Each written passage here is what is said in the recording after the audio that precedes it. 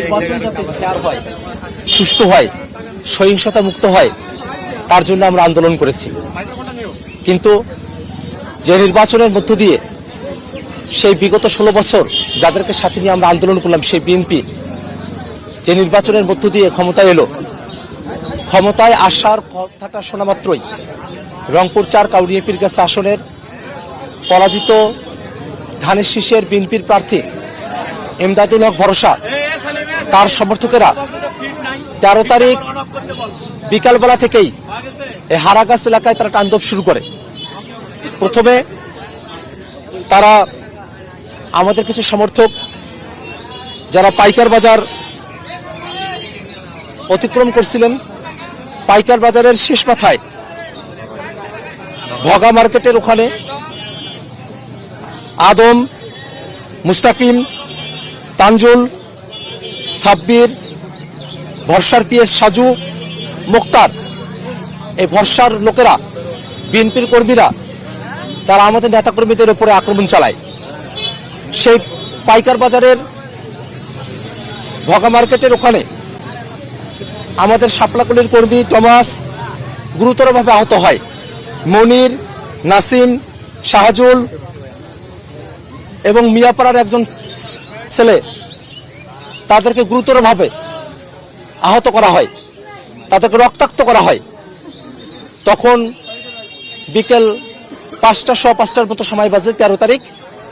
সেই পাইকার বাজারে ভরসার পিএস সাজুর নেতৃত্বে আদম, মুস্তাকিম, তানজুল, সাব্বির এবং মুক্তার তারা এই হামলা চালায়। সে হামলার পর থেকে 5-6টি বাইক তো সেখানে ভেঙে ফেলেছে তারা। 2টি বাইক আমাদের হারাগাছের প্রধান সমন্বয়কারী আরাফাত, তার বাইক এবং আমাদের তার ভাইয়ের বাইক এবং আমাদের রুবায়েত ভাইয়ের ভাই রাকিব ভাই, তার বাইক, এই 2টি বাইক তারা চুরি করে নিয়ে যায়। এখনো পর্যন্ত এই 2টা বাইকের কোনো হদিস পাওয়া যায় নাই। তারা জাতীয় নাগরিক পার্টি এনসিপির হারাগাছ পৌরসভার যে কার্যালয়, সে কার্যালয়ে তারা হামলা করে। তারা আমাদের কার্যালয়ের দরজা ভাঙার চেষ্টা করে এবং আমাদের কার্যালয়ের সামনে থাকা আমাদের যে ব্যানারগুলো আছে সেগুলোকে তারা লণ্ডভণ্ড করে দেয়, তারা ছিঁড়ে নিয়ে যায় এবং পাশের যে দোকানদাররা ছিলেন তাদেরকে তারা হুমকি ধামকি দিয়ে যায়। তারা পরবর্তীতে 3 দিন সে দোকানপাট আর খুলতে পারেন নাই। আমরা অত্যন্ত দুঃখের সাথে খেয়াল করে দেখেছি, সে 13 তারিখ বিকালের পর থেকেই ভরসা বাহিনী হারাগাছে শাপলাকলির যারা কর্মী আছেন, এনসিপির কর্মী, জামাতের কর্মী, তাদের বাড়ি টার্গেট করে হামলা ভাঙচুর শুরু করে। আমরা এই মুহূর্তে যে বাড়িটি পরিদর্শন করেছি, তিনি সুমন স্যার, তিনি আমার ব্যক্তি জীবনে, আমি যখন মাদ্রাসায় পড়ি তখন তিনি আমাকে পড়িয়েছেন, সরাসরি তিনি আমার শিক্ষক। সেই শিক্ষকতার জায়গা থেকে, ছাত্র শিক্ষকের সম্পর্কের জায়গা থেকে তিনি রাজনীতিতে এসেছিলেন, শাপলাকলির পক্ষে তিনি কথা বলেছিলেন। এই কারণে তার বাড়িতে আপনারা দেখেছেন কি ভয়ঙ্করভাবে তারা হামলা চালিয়েছে। বাড়িতে বেসিন ভেঙেছে, রান্নাঘর তছনছ করেছে, 4 ভরি স্বর্ণ এবং 2 লক্ষ টাকা তারা লুটপাট করে নিয়ে গেছে। বাড়িতে বাইক ভেঙেছে, 2টা বাইক ভেঙেছে তারা। এই বাড়িটার আসবাবপত্র সবকিছু ভেঙেছে, কোরআন শরীফ তছনছ করে ফেলেছে। এমন ভাবে তারা এই বাড়িটার একেবারে, এই বাড়িটাতে আর এটা বসবাসের অযোগ্য হয়ে গেছে, এমন ভাবে তারা এই বাড়িঘরটা ভেঙেছে। আপনারা সাংবাদিকেরা দেখলেন যে গত 10 দিন সুমন স্যারের বাড়ির কোনো সদস্য এই বাড়িটাতে তারা থাকতে পারেন নাই। আজই প্রথম এই মিডিয়ার ভাইরা আপনাদের ভরসায় তারা কিন্তু আজকে বাড়িতে এসেছেন। এই বাড়িতে এই মানুষেরা এত আতঙ্কের মধ্যে আছেন। আমার এনসিপির কর্মী সুমন স্যারের মা তার ছেলের জন্য 2 চোখের পানি ফেলছেন আর বলছেন আমার হাতে তার ছেলেকে তুলে দিয়ে যে আমার ছেলেকে বাঁচান। জীবনের শঙ্কা নিয়ে এনসিপি এবং জামাতের কর্মীদেরকে হারাগাছে তাদের দিনে নিপাত করতে হচ্ছে। বেশিরভাগ কর্মী তারা আজকের আগে পর্যন্ত তারা হারাগাছে আসতেই পারেননি। আমাদের আরেকজন কর্মী রুবায়েত ভাই, তার বাড়িতে তারা হামলা চালিয়েছে। তার বাড়িতে তার মায়ের সাথে এবং তার বোনেদের সাথে আমার কথা হয়েছে। তারা কাঁদছিলেন, চোখ দিয়ে পানি পড়ছিল এবং তারা এতটা ভয়ে ছিলেন যে যখনই ওই বাড়িটা রাস্তার পাশে, যখনই ভরসার লোকেদের কোনো মিছিল সিদ্দিক দিয়ে যেত, তখনই তাদের কলিজায় আর কোনো পানি থাকতো না। তারা ভয় পেয়ে যেতেন যে এখনই মনে হয় ভিতরে ঢুকবে এবং সবকিছুকে তছনছ করে দিবে। আপনারা দেখেন যে পাশের যে বাড়িটা সুমন স্যারের বাড়ি মনে করে সেই বাড়ির গেটে উপর্যুপরি বড় রামদা দিয়ে, বড় ধারালো অস্ত্র দিয়ে সেখানে চোটপাট করা হয়েছে, গেটটাকে তছনছ করে দেওয়া হয়েছে। রুবায়েত ভাইয়ের বাড়িতে যেসব সন্ত্রাসীরা, ভরসার লোকেরা, বিএনপির গুন্ডারা সন্ত্রাসীরা আক্রমণ করেছিল, তাদের মাঝে অন্যতম সন্ত্রাসী আদম, মিলন, মুক্তার এবং পাভেল, তারা সেখানে সন্ত্রাসী হামলা চালিয়েছে। সুমন স্যারের বাড়িতে যারা হামলা চালিয়েছে তাদের মাঝে অত্যন্ত ভয়ানক ছিল বাঁধন, মিলন, মোতালেব ওরফে ফরহাদ, তারা অত্যন্ত ভয়ানকভাবে সুমন স্যারের বাড়িতে হামলা চালিয়েছে। আমাদের প্রধান সমন্বয়কারী আরাফাত ভাইয়ের বাড়িতে হামলা চালিয়েছে।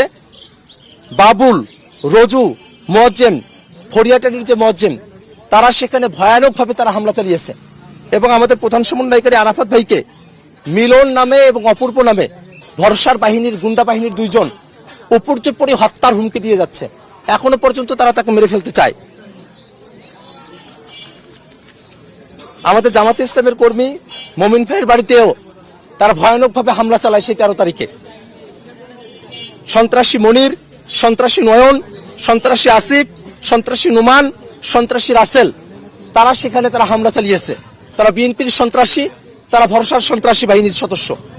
এছাড়াও 8 নম্বর ওয়ার্ডের দুলাল ভাই, 8 নম্বর ওয়ার্ডের রবিউল ভাই এবং 9 নম্বর ওয়ার্ডের মনির, তার বাড়িতে, তাদের বাড়িতে হামলা করা হয়েছে। মনির ভাইয়ের যে সন্তান, ছোট্ট একটা শিশু, সেই শিশুর কপালে ব্যান্ডেজ, কারণ সেই শিশুটাকে তারা আঘাত করেছে। আমরা কি দেখি এর মধ্য দিয়ে?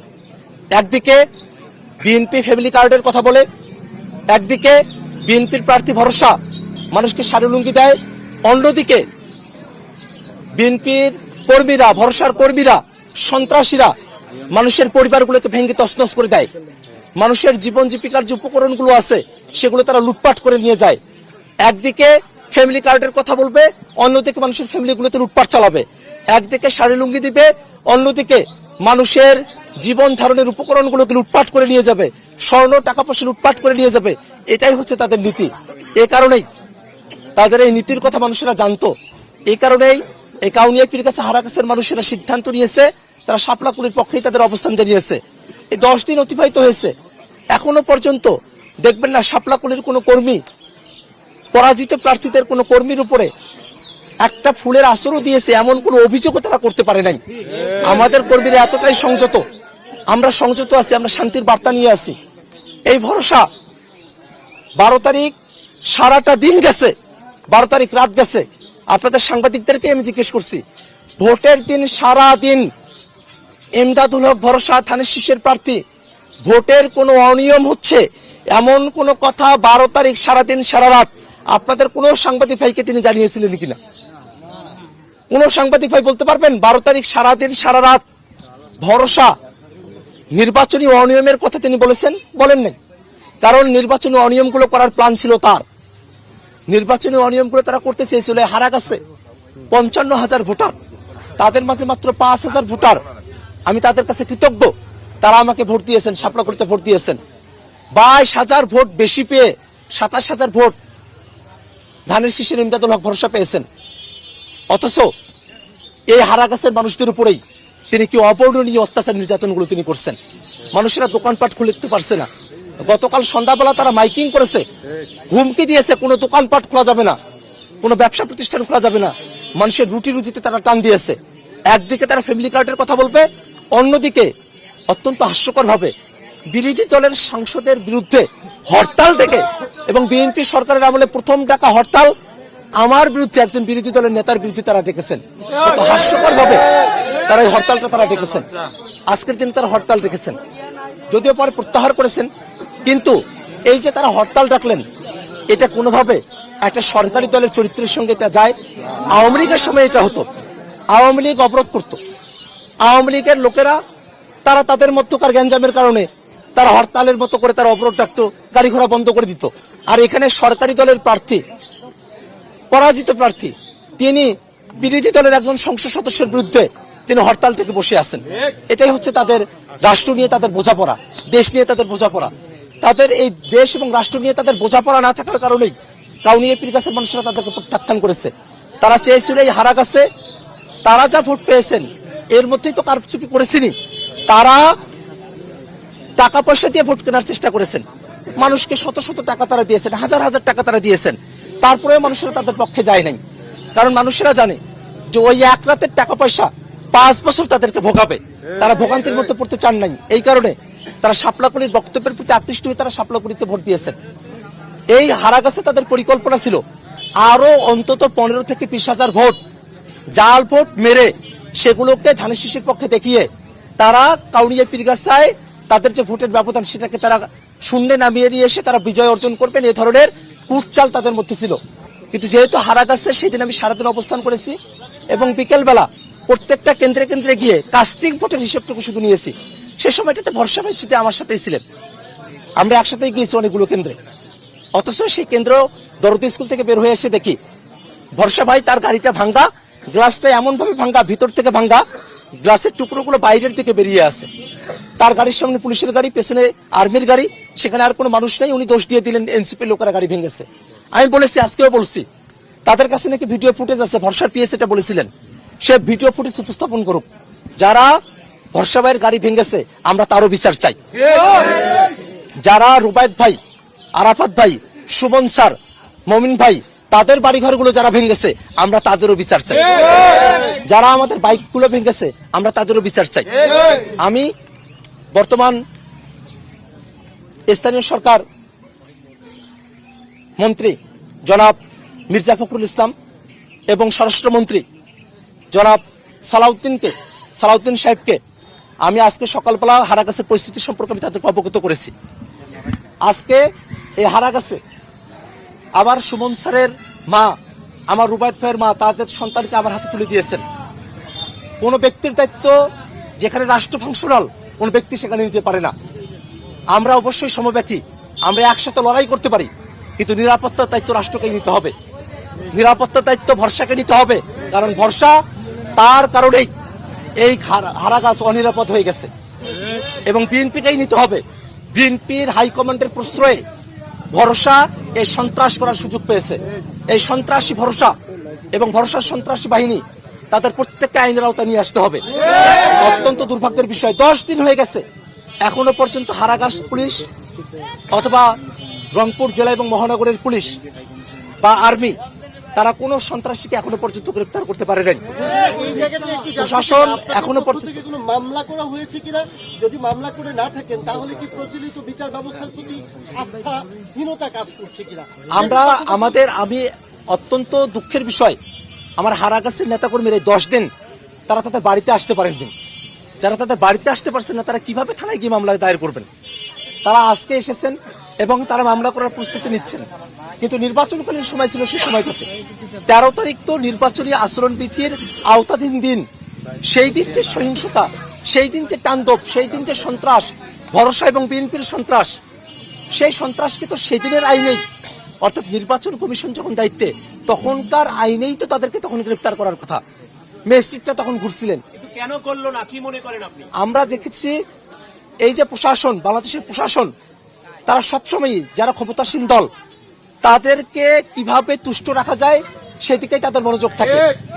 আমরা প্রশাসনের এই যে নিরপেক্ষতার ভান ধরে বসে থেকে এই যে জুলুম সহ্য করে যাওয়া, জুলুমকে প্রশ্রয় দেওয়া এবং মানুষের উপরে জুলুম হওয়ার পরে বিচার না করা, এটাকে পুরনো আমলে প্রশাসন যেভাবে সরকারি দলের অনুগত হয়ে যাওয়ার প্রক্রিয়ার মধ্যে দিয়ে নিজেদেরকে নিয়ে যায়, তেমন ধরনের একটা প্রক্রিয়া হিসেবে আমরা এটাকে দেখি। তারপরেও আমরা প্রশাসনের ভাইদের কাছে, প্রশাসনের কর্তাদের কাছে, পুলিশ বাহিনীর কাছে, আর্মির কাছে আমরা বিনীত কণ্ঠে আহ্বান জানাবো, এই হারাগাছে ভরসার সন্ত্রাসী বাহিনী যেসব বাড়িঘরে হামলা করেছে সেসব বাড়িঘরে হামলার বিচার তাদেরকে করতে হবে। সন্ত্রাসীদেরকে গ্রেফতার করে আইনের আওতায় আনতে হবে এবং একই সাথে যে ক্ষয়ক্ষতিগুলো হয়েছে সে ক্ষয়ক্ষতিগুলোর ক্ষতিপূরণ প্রদান করতে হবে। এবং পাশাপাশি আমি একটা কথা খুব আন্তরিকভাবে বলতে চাই, হারাগাছের মানুষেরা, এখানকার 5,000 মানুষ সাহস করে আমাকে ভোট দিয়েছেন, আমি তাদের কাছে কৃতজ্ঞ। হারাগাছের হাজার হাজার মানুষ আমার জন্য দোয়া করেছেন। হারাগাছের মানুষেরা তারা জানেন যে কি ধরনের ভয় এবং ত্রাসের মধ্য দিয়ে তাদেরকে জীবন এখানে অতিবাহিত করতে হয়, কি ধরনের হুমকির মধ্য দিয়ে তাদেরকে যেতে হয়, কিভাবে তাদের জীবনকে জিম্মি করে ফেলা হয়েছে। আমরা হারাগাছের মানুষের জিম্মি দশা থেকে তাদেরকে মুক্ত করতে চাই। আমি গত 1.5 বছরে হারাগাছে 3 দফায় 3 কোটি 50 লাখ 6.5 কোটি টাকার স্পেশাল বাজেট বরাদ্দ নিয়ে এসেছিলাম। 3 কোটি টাকার কাজ বিভিন্ন জায়গায় হয়েছে। বিভিন্ন জায়গায় 1 নং ওয়ার্ডে ক্যানেলটারিতে ড্রেন সহ রাস্তা হয়েছে। পাইকার বাজার মসজিদে অনুদান এসেছে। 2 নং ওয়ার্ডে মোল্লাটারি ভেল্লাটারি এলাকায় ড্রেন সহ রাস্তা হয়েছে। ব্রিজ সংলগ্ন আরসিসি রাস্তা হয়েছে। 4 নং ওয়ার্ডে হারাগাছ হাই স্কুলের পেছন থেকে সোনার চাঁদ বাড়ি থেকে রাস্তা হয়েছে। 5 নং ওয়ার্ডে চ্যাংটারিতে ডাবলুর বাড়ি থেকে টুকুর বাড়ি পর্যন্ত ঢালাই হয়েছে। 7 নং ওয়ার্ডে মিনাজ বাজার থেকে ধুম নদী পর্যন্ত রাস্তা ঢালাই হয়েছে। 8 নং ওয়ার্ডে মোল্লাটারি স্কুল পাশে ড্রেন সহ রাস্তা ঢালাই হয়েছে। এমন অসংখ্য উন্নয়নমূলক কাজ গত 1.5 বছরে হারাগাছে হয়েছে, সম্পূর্ণ হয়েছে। আরো 3.5 কোটি টাকার বাজেট অবশিষ্ট রয়েছে। আমরা অল্প সময়ের মধ্যে সেই বাজেটগুলো হারাগাছের যেখানে সব থেকে বেশি প্রয়োজন, যেমন আমি একটি কলোনিতে গিয়েছিলাম, সে কলোনিতে মানুষেরা তাদেরকে ওয়াশরুমে যেতে হলে, টয়লেটে যেতে হলে সিরিয়াল ধরে দাঁড়িয়ে থাকতে হয়। আমি একটা জায়গায় গিয়েছিলাম যেখানে মানুষেরা টয়লেট ছাড়ার জন্য তাদেরকে নদীর পাড়ে যেতে হয়। সেই জায়গাগুলোতে যাতে টয়লেটের কাজ, সুন্দর আধুনিক শৌচাগার নির্মাণ করা যায়, এমন অনেক ধরনের উন্নয়ন পরিকল্পনা অল্প সময়ের মধ্যেই যাতে হারাগাছ পৌরসভার যারা দায়িত্বে আছেন তারা এটা সম্পূর্ণ করেন, সে ব্যাপারে আমরা অবশ্যই উদ্যোগ গ্রহণ করব।